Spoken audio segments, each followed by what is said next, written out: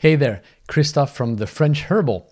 You know Rosehip, right? Very rich in vitamin C. And as you probably know, vitamin C doesn't hold up very well when it's heated.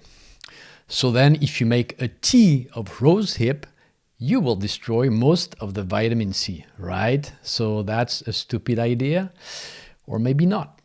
So stay with me, the full story is coming, backed up by studies, and I'm pretty sure you will like my conclusion.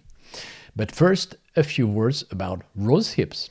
They have a very long history of use in France for immune support during the winter, as a tonic during recovery. It strengthens veins. It's used for urinary infections, for joint inflammation. They're really multi-talented, those little things. And they're rich in vitamin C, yes, but also flavonoids, carotenoids, condensed tannins. So it's not just natural vitamin C, right? Let's be clear. But of course, we want to preserve that vitamin C as much as we can. And the tricky part shows up when we talk about teas. Traditionally, rosehips were prepared this way.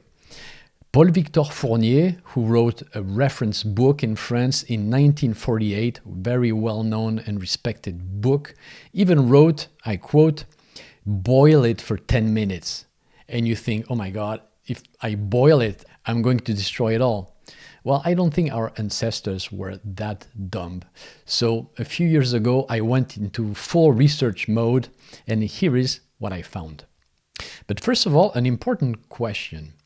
Why do you think we infuse herbs in hot water, what we call making a tea?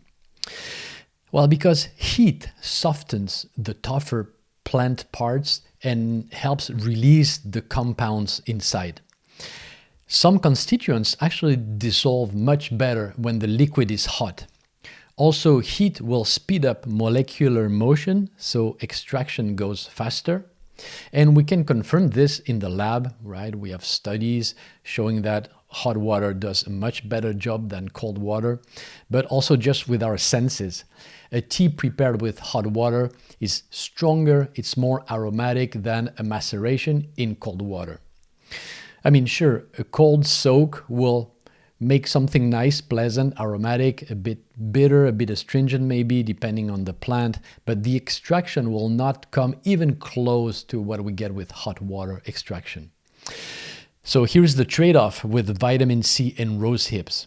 Heating will help extract the constituents. It will help soften the tough material, grab all the good stuff, but it can also damage the vitamin C. The question is, how much does it really destroy, right? So first of all, let's look at pure vitamin C, ascorbic acid powder. Let's say that I take this pure powder, I dissolve it into water. At this point, it will start to degrade, and the degradation depends on the temperature of the liquid. Studies show that the half-life of vitamin C at 60 to 70 degrees Celsius, which is about 140 to 158 Fahrenheit, will be of several hours. And if we move the temperature up at 90 to 100 degrees Celsius, which is 195 Fahrenheit up to boiling point, then the half-life will drop to just a few minutes. And if you don't know, the half-life is the amount of time it takes for half of the substance to decay. So with just a few degrees of difference, we switch from several hours to several minutes for the half-life. Of course, it also depends on things like the pH of the liquid and how much oxygen is in it, etc. But the big takeaway is at 60 to 70 degrees Celsius, vitamin C will last for hours. And if we go up to boiling, well, definitely not a good idea.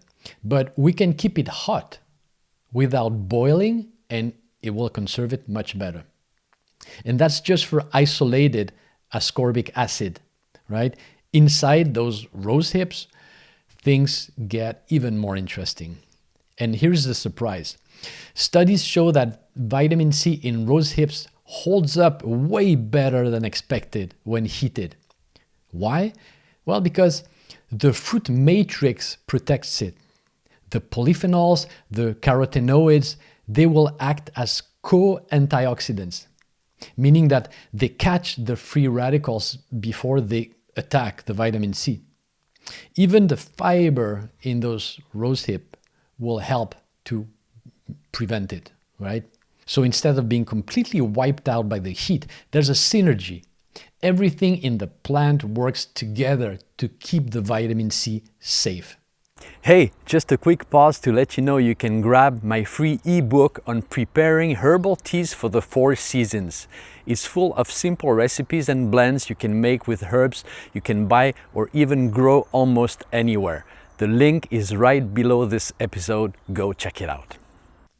One study measured vitamin C losses at different water temperature and steeping time for the tea.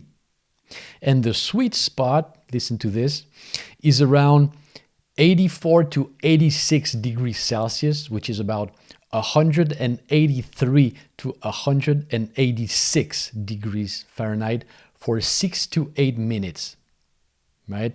That gave the best balance, keeping vitamin C while maximizing polyphenol extraction. And if you look at the study, it's actually fascinating and logical. Here's what happens. At first, you see the amount of vitamin C in the tea actually increases because heat is pulling it out of the fruit. But after a while, once it's all in the water, it starts to break down. So the curve goes up first and then down, right? That's why 85 degrees Celsius, around 185 degrees Fahrenheit for 6 to 8 minutes. 6 to 8 minutes. Good compromise, right? Another study looked at rosehip nectar. And what they did, they basically crushed dried rosehips. They mixed it with water and sugar, and they called that nectar. And they added a bit of citric acid too, to lower the pH and conserve things a little longer. And they found a 34% vitamin C loss at 90 degrees Celsius for 30 minutes. But at 80 degrees Celsius for 15 minutes, which is plenty of time for a tea, you only lose about 11% of the vitamin C. So here, if we do a bit of extrapolation, right, and I'm talking to you American folks with degrees Fahrenheit, in this study, 15 minutes at 176 degrees Fahrenheit, you only lose 11% of the vitamin C. Now, other important facts. If you grind rosehips into a powder, vitamin C disappears much faster. Larger chunks retain far more. So for dried rosehips, keep them whole, like those here that I dried myself. Or just maybe split them with a knife for drying if it's a little humid at your place, but do not power them once they're dried. And then drying temperature, of course, also makes a difference. One study found that drying at 35 degrees Celsius, which is 95 degrees Fahrenheit, preserved vitamin C best, with a 19% loss compared to fresh rosehip. Now, if you lower the drying temperature to 20 degrees Celsius, which is about 68 degrees Fahrenheit, that will destroy a lot more of the vitamin C. Why, you ask? Well, because it takes way too long to dry at this temperature. It took 12 days in the study, so more vitamin C was lost, right? Then they also tested much higher temperature, and it was much quicker to dry, but it destroyed more. So again, there's an optimal point, right? So gentle but efficient. Drying at 35 degrees Celsius, which is 95 degrees Fahrenheit, seemed to be the winner in that study. All right? So let's wrap up.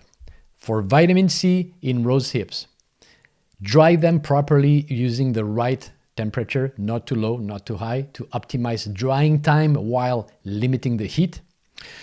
Don't grind them into a powder, bad idea. Keep them whole or just split for easier drying. For tea, use water at about 85 degrees Celsius, 185 degrees Fahrenheit.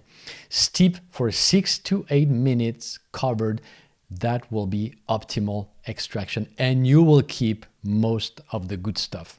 Then you strain and enjoy. That way you get both the vitamin C and all the other beneficial compounds that are so antioxidants. Well, I hope this clears things up and reassures you about heating rose hips in your herbal teas. And I hope I did not mess up my conversions from Celsius to Fahrenheit. Thanks for listening. I'll see you soon for another episode of The French Herbal.